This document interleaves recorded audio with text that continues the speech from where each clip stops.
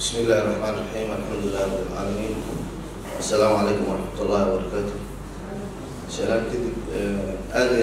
فرح سنة حفلة دان قيمة لكن تسوق غير قلب وحفلة آدي وين وماشي عن سوي بعدين في قرب بدن قبله يعني ويلشيني وما أنت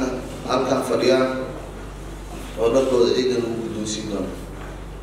ولا لا هرت ما أنت ماشي عن سوي معنا حفلة دان ماجي أوركان غيره wax badan oo waxtar leh soo qabtay maanta wax laga shaqeeyo wax ugu qiimaha badan waxa waaye maanta ilmaha in wax la baro taas waxay ku tusinaysaa wax ugu qeyrka badan waxa waaye ilmaha inay wax bartaan iskool dugsi ilaa heer jaamacadeed marka waxaan dhiirigelinaa message-ka gaarsiinaa in hawshaan la sii xoojiyo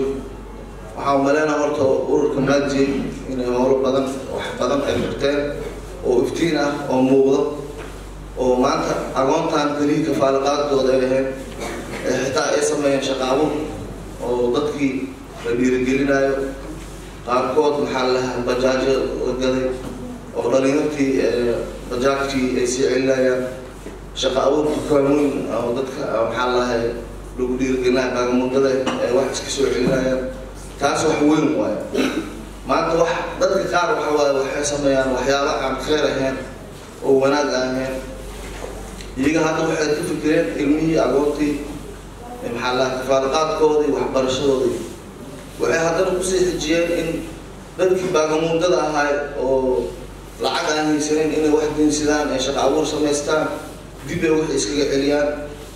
oo noloshooda waxay ku maareynayaan taas wax weyn waaye waxaan marka leeyahay walaalaha dhammaan dibadda jooga iyo qurbaha jooga sida hadda uu ustaad xasan oo ka sheegay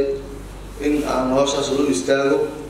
oo dhalinyarta maxaa la ilmaha aqoonta la sii raadiyo oo maxaa la kafaalaqaadkoodii wax ugu weyn waxa waa cunuga maanta hadduu maanta wax barto berinin wuxuu noqonaa asna wax taro ase wax isku taro